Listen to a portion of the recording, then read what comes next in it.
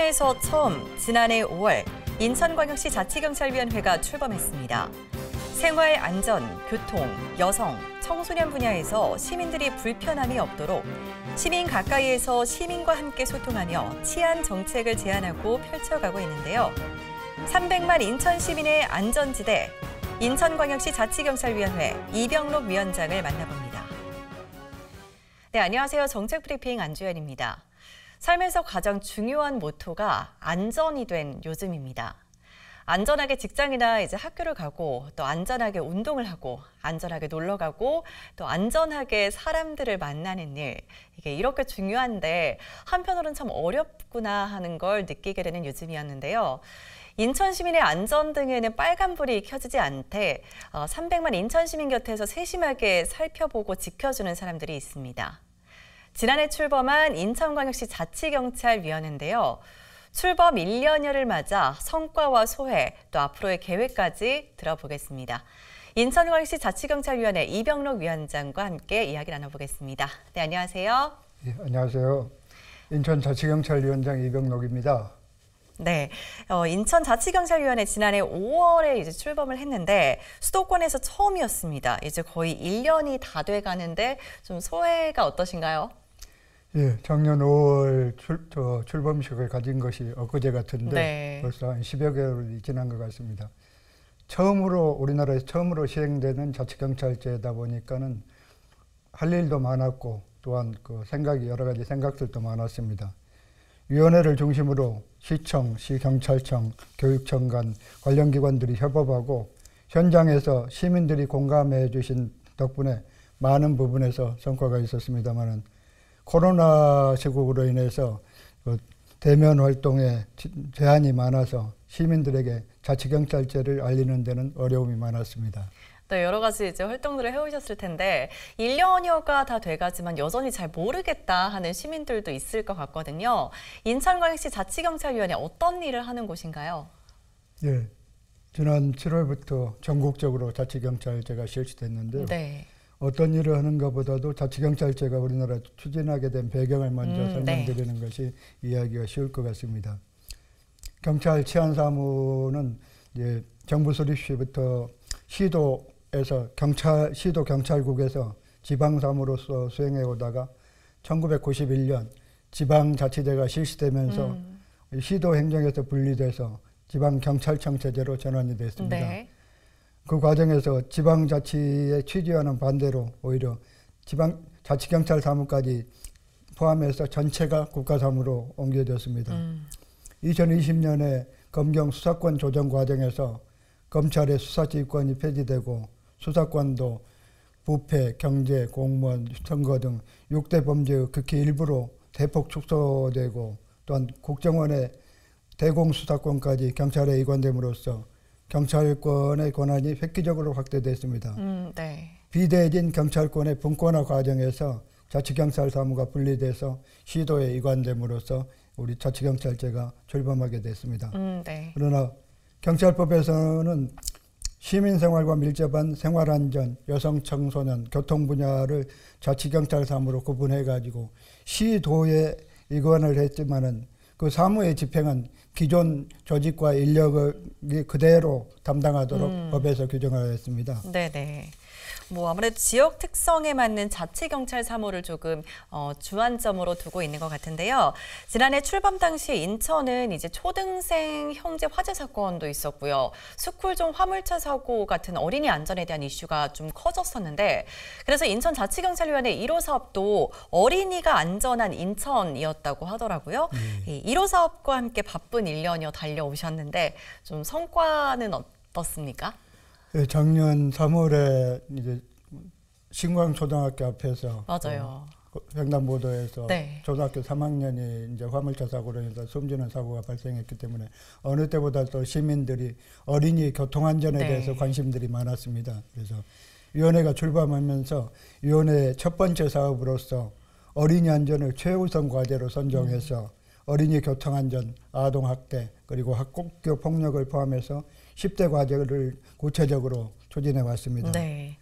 우선 자치경찰제가 되면서 가장 큰 성과는 시청, 경찰청, 교육청 그리고 관계기관들이 참여하는 실무협의회가 주축이 돼서 시안행정과 지방행정 간 그 협력과 소통을 강화해서 10대 과제 등 시민들이 공감하는 치안 서비스를 신속하게 제공한다는 점입니다. 네, 우선 1호 사업에 대한 성과부터 설명을 해주실까요? 예, 주요 성과로서는 어린이 보호구역 내 어린이 교통안전을 위해서 등하굣길에 이 경찰, 모범운전자의 녹색 어머니의 이런 인력을 최대한 배치해서 어린이 보행 안전을 강화했습니다. 네.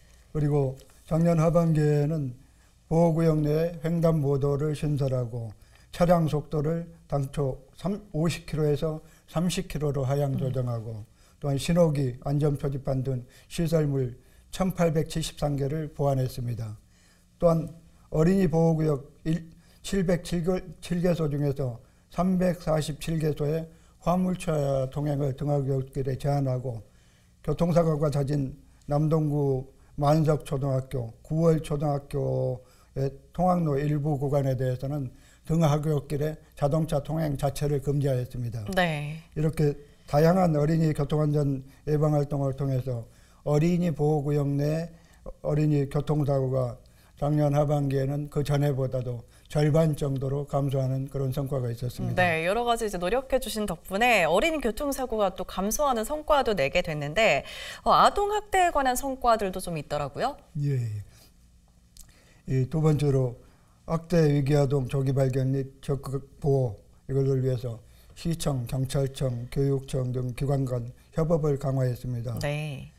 아동학대 반복 신고하는 피해 아동들에 대해서는 3개 기관이 합동 점검을 하고 또한 만 3세 아동 중에서 집에서 있는 재가 아동 1,500여 명에 대해서 전수조사를 실시했고 또한 아동학대 전담 의료기관을 추가 지정해서 당초 10군데에서 13군데로 추가 지정하고 학대 피해 아동 보호시설도 2군데에서 5군데로 추가 확보해서 사회안전망을 구축했습니다. 네네. 또 공무원들에 있어서도 아동학대 전담 공무원을 대폭 증원하고 경찰에서도 아동학대 특별수사팀 12명의 특별수사팀을 신설하고 각 경찰서에는 총 32명의 여청 강력팀을 신설하는 등 전담 체계를 확대하였습니다. 그 결과 21년 하반기에는 지난해보다 아동학대 112 신고는 12.5%가 증가한 데 비해서 아동학대 검거는 97.5% 그리고 임시조치는 100% 증가하는 등 아동학대 현장 대응과 피해 아동 보호에 성과가 많이 나타났습니다. 네, 지금까지 이제 아동학대에 대해서 좀 설명을 해주셨고 학교폭력 분야에 대해서도 있더라고요. 예. 학교폭력을 근절하기 위해서 우선 청소년 안전버스 그리고 청소년 공동정책자문단을 운영해서 좋은 호응을 얻고 있습니다. 네. 청소년 안전버스는 로데오 거리라든가 주말에 청소년들이 많이 모이는 장소에 네. 상담 부스를 설치해가지고 단체라든가 그쪽에 있는 청소년들에 대해서 상담을 했는데 총 15,000여 명의 학생들이 상담에 참여했었고 네네. 또 청소년 공동정책자문단은 경찰서별로 215명의 학생이 참여해서 그동안 90여 건의 정책을 제안하는 등 시청, 경찰청, 그리고 교육청, 학생 모두의 노력을 통해서 학교폭력이 11.6% 감소하는 그런 성과를 거뒀습니다. 이렇듯 어린이 교통안전, 아동학대, 학교폭력 등 모든 분야에서 가시적인 변화가 나타나고 있습니다. 언론을 통해서 아동학대나 학교폭력을 접할 때마다 시민 여러분께서도 안타까운 마음이었을 것으로 생각이 됩니다. 저희 위원회에서는 앞으로도 어린이 안전을 더욱 꼼꼼히 살피도록 하겠습니다. 네, 이렇게 힘써주시는 만큼 어린이 안전사고도 계속 줄어들었으면 좋겠다는 생각이 들고요. 지난 1년 이제 코로나 상황 속에서도 인천자치경찰위원회를 통해서 치안행정이 인천 시민들 곁으로 좀 한층 가까워진 시간이었는데 그렇다면 올해 진행되는 2호 사업도 있더라고요. 이게 지난 3월 말에 선정이 됐다고요. 예, 맞습니다. 네. 우리 위원회에서는 함께 만드는 여성안심도시 인천 이것을 올해 자치경찰 사업으로 선정했습니다. 네. 1호 사업이 사회적 약자인 어린이 안전에 역점을 두었다면 이 2호 사업은 여성의 안전에 그 초점을 맞췄습니다. 인천 지역의 가정폭력을 비롯한 여성 대상 범죄에 대한 신고 건수가 꾸준히 증가하고 있어서 이에 대한 경찰의 적극적인 대응 방안을 담은 여성 안심 치안 정책을 마련한 것입니다. 이런 여성 안심 도시 인천은 3개 분야 8개 정책 과제로 구성되어 있는데 인천 지역 치안 여건과 시민들의 다양한 의견을 반영한 여성 안전 종합 치안 대책이라고 보시면 되겠습니다. 1호 사업은 사회적 약자인 어린이 안전에 초점을 뒀다면 2호 사업은 함께 만드는 여성 안심도시 인천인데요. 이제 3개 분야 8개 정책 과제를 담았는데 하나씩 좀 살펴보겠습니다. 먼저 첫 번째 정책 분야 어떤 분야인가요? 우선 첫 번째 정책 목표는 범죄 취약 환경 개선인데요. 이는 여성이 불안을 느낄 수 있는 환경들을 장비해서 범죄 발생 가능성을 사전 예방하자는 것입니다. 네. 2호 사업에서는 지역적으로 범죄 환경 취약 요인과 그 여건을 꼼꼼히 분석하였습니다. 특히 여성 1인 가구 밀집 지역을 재정비하고 네. 아울러서 93개소의 여성 안심 귀갓길 그리고 30여 개소의 안심구역 여기에 대해서도 주민 여론을 반영해서 위험 반점을 보완해 나갈 것입니다. 이와 더불어 불법 촬영에 대한 두려움으로 평소 공중화장실 사용을 주저하는 여성분들을 위해서 공중화장실 83개소에 대해서 안심 스크린을 추가로 설치할 예정입니다. 여성 안심 귀갓길, 안심 구역, 안심 스크린까지 여러 가지 분야에서 이제 노력하고 계신데 일단 그럼 두 번째 정책 분야는 어떤 분야인가요? 첫 번째 분야가 이제 환경 개선이었잖아요. 예. 네, 두 번째 분야도 소개해 주시죠. 두 번째 분야는 협업을 통한 범죄 예방 및 피해자 보호 강화입니다. 네. 첫 번째 분야가 환경 개선이었다면 이번에는 이제 협업 위주로 계획을 세웠습니다. 범죄 유형별로 각자 그 역할을 다하는 것도 중요하지만은 이 네트워크를 구축해서 유기적으로 협력하고 합동팀을 구성 운영하는 것이 이 시너지 효과를 높일 수 있는 방법입니다. 그래서 첫째, 불법 촬영 통합 점검단을 운영하겠습니다. 네. 지난해 1,500여 개소의 공중화장실을 전수조사 점검하였고 올해는 시군구, 경찰청, 교육청 관련 단체들이 통합 점검단을 구성해서 상시 점검하고 또한 불안도가 높은 공중화장실을 중점 점검하여 불법 촬영을 차단토록 하겠습니다. 또한 통합 솔루션 팀을 확대 운영하여 맞춤형 지원 활동을 굳건히 해나갈 계획입니다. 이 통합 솔루션 팀은 네. 경찰과 민관단체, 시군구뿐만 아니라 의료기관, 법률 전문가 등이 피해자를 지원하기 위해 함께 모인 건데요. 가정폭력과 아동학대 사건이라든가 사회적 약자를 대상으로 한 그 사건 중에서 심각하고 재발 위험성 있는 사안을 선정해서 매월 회의를 통해서 상담, 법률, 의료 재정 등에 대해서 종합적으로 피해자를 지원하는 그 어벤져스 팀, 합동팀이라고 보시면 되겠습니다. 통합 솔루션 팀이라고 하니까 뭔가 인천 어벤져스가 나를 지켜주는 기분이 들 것 같은데요. 여러 기관이나 또 사람이 함께하기 위해선 소통 채널도 좀 필요할 것 같은데 어떤가요? 예, 그렇습니다. 현재 자치경찰위원회에서는 사회연대의식을 위해서 시민 참여 협의체를 구성해서 운영하고 네. 있습니다. 생활안전, 여성 청소년, 교통 분야에 18개 시민단체가 참여를 하고 있는데요. 이 협의체에서 주로 자치경찰 추진사업에 대한 정보 공유와 지역 맞춤형 치안 정책을 제안하고 필요시에는 현장 실사에도 함께 참여할 계획입니다. 네. 더불어서 새로운 정책 발굴을 위해서 인천 시민들의 의견이 최대한 반영될 수 있도록 할 것이며 자치경찰 체감 정책을 위한 설문조사에도 많이 참여해 주시기를 부탁드립니다. 시민참여협의체 지난해 12월에 이제 구성이 됐으니까 출범 초기 단계인데요. 그럼 함께 만드는 여성 안심도시 인천 세 번째 분야도 궁금하거든요. 세 번째 분야는 어떤 분야인가요? 예, 세 번째 분야는 그 가정폭력 재발 방지입니다. 아, 네. 예, 여성가족부 통계에 보면은 가정폭력으로 인한 여성과 아동의 피해가 우리나라가 선진국에 비해서 다소 높은 수준으로 발표를 하고 있습니다. 최근 가정폭력의 증가가 코로나 상황으로 이제 가정에 머무는 시간이 많아져서 그런 증가한다고도 하는 측면도 그러게요. 있습니다만 네네. 앞으로도 지속적으로 증가할 수 있다는 점을 종합적으로 감안해서 이 가정폭력 재발 방지를 선정한 것입니다. 가정폭력 재발 방지를 위한 사업으로서는 위기가정 통합지원센터를 구축할 계획입니다. 네. 이 사업은 가정 내 폭력에 대한 신속한 피해자 보호와 재발 방지를 위하여 구군별로 신설할 계획입니다. 해당 센터에서 학예 예방 경찰관, 상담사, 사례관리사 등이 함께 전날 발생한 가정폭력 사건 전부를 공유하며 피해자에 대한 복지 서비스부터 범죄 수사, 사후 모니터링까지 피해자 관점에서 꼼꼼히 모니터링할 계획입니다.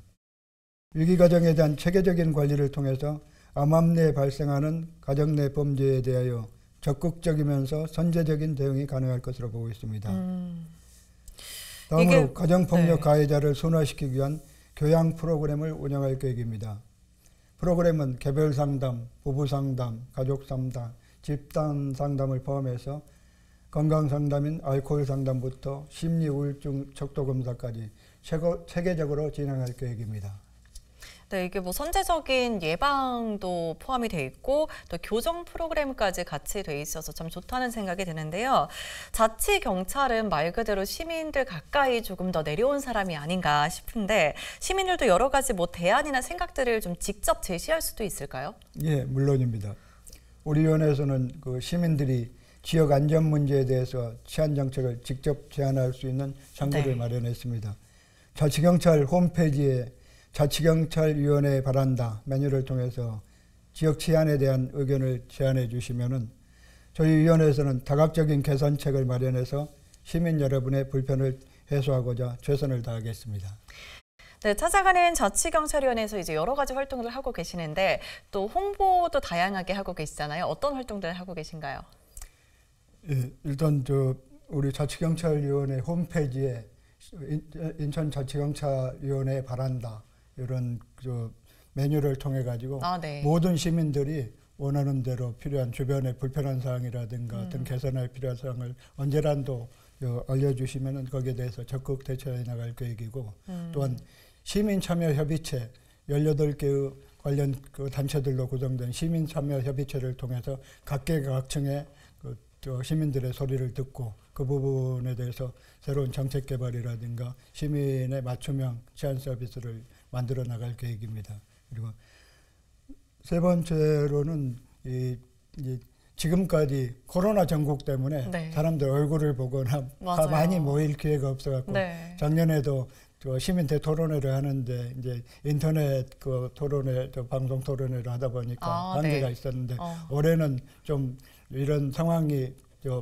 완화되면은 시민 대토론회라든가 이런 모임 내지는 활동을 적극적으로 전개해 나갈 계획입니다.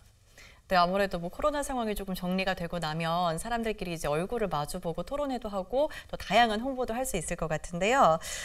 또 이제 1년여 동안 여러 가지 활동들 해보시니까 좀 이런 점은 좀 개선이 됐으면 좋겠다 하는 좀 개선 사항이 있을까요?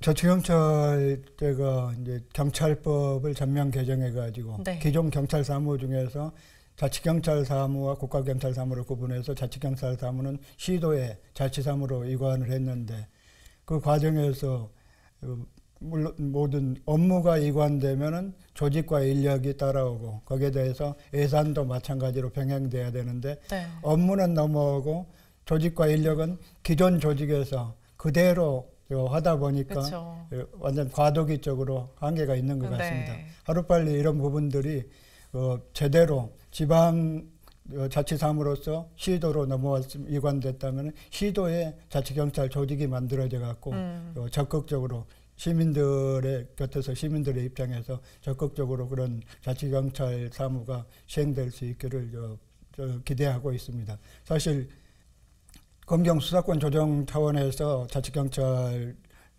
시행됐는데 검찰의 그 수사권, 수사 지휘권이 폐지되고 그다음에 수사 6대 범죄 극히 일부에 한해서 수사권이 이제 대폭 축소되는 말씀입니다만은 검찰에 있어서 수사 인력이 단 한 사람도 업무는 줄어들었지만 수사 인력이 줄어든 적이 없고 네. 경찰의 수사 인력이 한 명도 늘어난 적이 없습니다. 그러다 보니까 법령상으로만 업무만 이관됐지 그 후속 조치가 하나도 없다 보니까 마찬가지로 경찰의 인력에 있어서라든가 이런 조직에 있어서 자치경찰관이라든가 자치경찰 조직이 자치단체에 아직 전혀 마련이 되지 못하다 보니까 과도기적으로 한계가 있는데 이런 부분들이 하루빨리 정상적인 그런 제도가 정찰될 수 있기를 그렇게 기대하고 있습니다.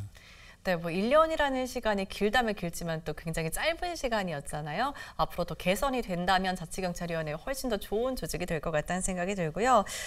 일단 위원장님께서 전국 자치경찰위원회 수석 부위원장을 맡고 계시잖아요. 여기서는 또 어떤 활동을 좀 하고 계신가요?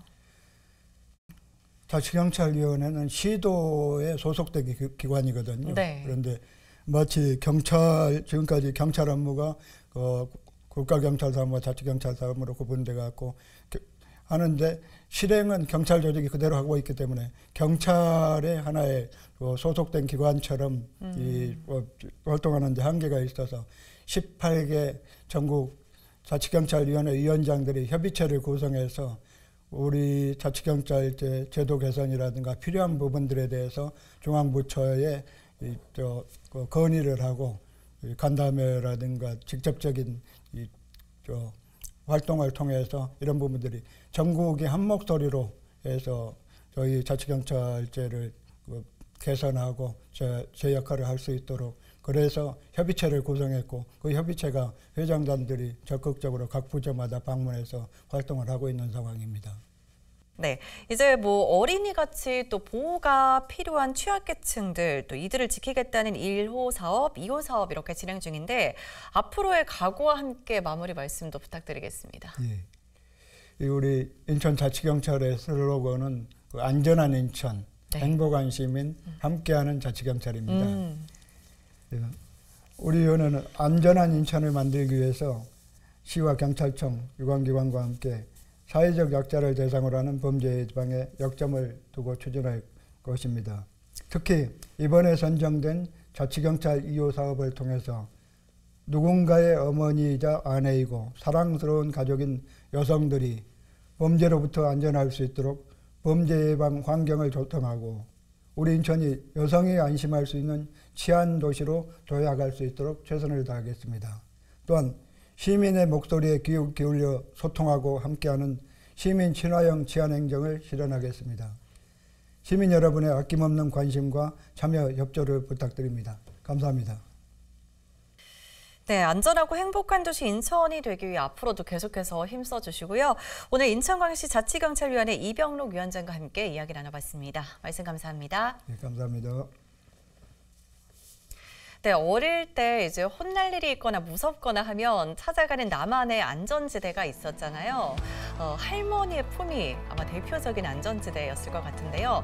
300만 인천 시민에겐 인천광역시 자치경찰위원회가 그런 안전지대가 되어줄 것 같습니다.